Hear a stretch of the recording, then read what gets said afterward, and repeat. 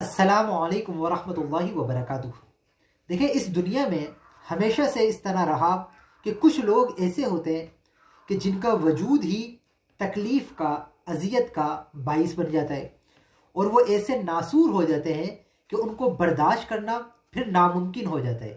نہ ان کی صورت، نہ ان کی سیرت، نہ ان کا کردار، نہ ان کا وجود برداشت ہی نہیں ہوتا، بلکہ بندہ یہ سمجھتا ہے یار یہ کون لوگ ہیں کہ جو آ گئے۔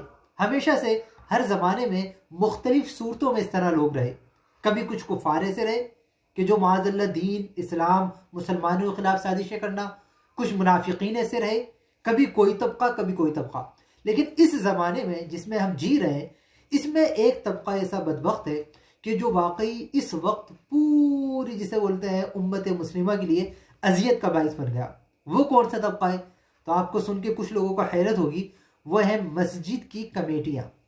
جو مسجد کی کمیٹیاں ہیں، یہ آج کل اتنی غلط روش پہ چل گئے اور ایسے ان کے اندر اوصاف پیدا ہو گئے کہ جس کا بندہ تصور نہیں کر سکتا۔ اگر کوئی سوچے کہ ایسے بھی لوگ ہو سکتے ہیں، اگر کبھی کوئی بتاتا اور ہم سنتے تو ہم اس کو ڈانٹتے کہ بھئی کیسے ہو سکتا ہے کہ کوئی اتنا گر جائے، گھٹیا پن کی اس انتہا پر پہنچ جائے، یہ تو ناممکن ہے۔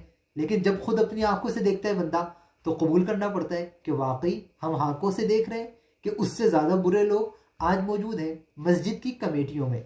ان کا کام کیا ہوتا ہے؟ اگر آپ دیکھیں تو جو شوہر ہو وہ اپنی بیوی پر اتنی نگاہ نہیں رکھے گا جتنے یہ کمیٹی والے امام صاحب پر رکھ رہے ہوتے ہیں۔ ان کی بس مقصد اور ان کی ڈیوٹی یہی سمجھیں، یہ سمجھتے ہیں کہ امام پر نظر رکھنا ہے۔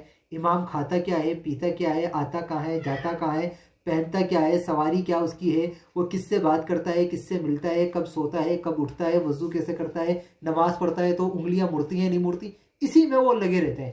ایک کوئی چھوٹی سی چیز مل جائے کہ جو امام صاحب نے کی، اس کو ایشو بنانا ان کا کام ہوتا ہے، اور اس کی وجہ سے امام صاحب کے لیے مشکلات، پریشانیاں، تکلیف اور اذیت کا باعث یہ لوگ بن رہے ہوتے ہیں۔ حالانکہ تم مسجد کی کمیٹی ہو، تمہارا کام ہے مسجد کے انتظام چلانا، تمہارا کام ہے مسجد کی دیکھ بھال کرنا، تمہارا کام ہے امام صاحب کی ضروریات کا خیال رکھنا، ان کو سہولت میسر کرنا، نہ کہ ان کے لیے باعث تکلیف، باعث عذاب بن جانا۔ یہ پتہ نہیں کہاں سے انہوں نے سیکھا ہے۔ اور آج کل اکثر کمیٹیاں زندگی بھر جس امام کے پیچھے نمازیں پڑھی، وہ امام جس نے تمہیں دین سکھایا، وہ امام جو جمعے کو بیان کرتا رہا تو تم اس سے سیکھتے رہے کہ قرآن میں کیا ہے، حدیث میں کیا ہے، وہ امام کہ تمہاری ماں باپ مر گئے تو جس امام نے جنازہ پڑھایا، وہ امام کہ جب تمہیں اگر حلال کیا بیوی کے لیے تو اسی امام کے پاس تم آئے، اس نے نکاح پڑھایا تمہارا۔ آج تم سب احسان بھول گئے۔ آج یہ اس کا بدلہ دیا جاتا ہے کہ جب ان کو نکالا جاتا ہے 10 قسم کے الزام لگائیں گے، بہتان لگائیں گے، جھوٹ بولیں گے، غیبتیں، چغلی، اور بالکل جسے لگتا ہے فرعون کی روح ان کے اندر آ گئی۔ کبھی معلوم ہوتا ہے کہ نمرود کو ہم نے نہیں دیکھا، لیکن نمرود کو آج دیکھنا ہو تو ان کو دیکھ لے کہ فرعون اور نمرود بن جاتے ہیں۔ بالکل ایسا غرور و تکبر، یہاں تک کہ کوئی شریعت کے مطابق بات کہے امام صاحب، اب شریعت سے یہ کیا جانے گی شریعت؟ کمیٹی میں تو کوئی بھی چمار شخص آ گیا کہ جس کو نہ عقل ہے، نہ علم ہے، نہ تعلیم ہے، نہ تربیت ہے، نہ قرآن جانتا ہے، نہ حدیث جانتا ہے، نہ فقہ جانتا ہے، نہ اصول فقہ جانتا ہے۔ ایک شخص ہے جو عالم ہے، باقاعدہ مفتی ہے، باعمل ہے، متقی ہے، پرہیزگار ہے، اب اس نے کوئی بات کی، اس سے بھی اڑ جاتے ہیں کہ نہیں ایسا نہیں ہوگا بلکہ ایسا ہوگا۔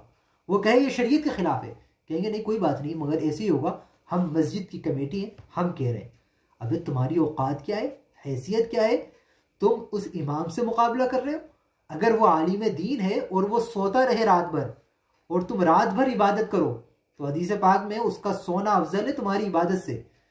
جس تنخواہ پر امام نے 10 سال، 8 سال، 5 سال، 3 سال امامت کی، اب وہ اگر جا رہا ہے تم اس کے پاؤں دھو کر پیتے کہ یہ کتنا بڑا احسان کر کے جا رہے تم پر، اس تنخواہ پہ اس نے کام کیا، مگر نہیں، اس کے باوجود بھی اس پہ اعتراض کرنا۔ تو یہ ایسے بدترین طبقہ بن گیا ہے کہ اس کو چاہیے ہمیں بھی اور جو علماء یا امام ہیں کہ ان کو ان کی اوقات پہ رکھیں۔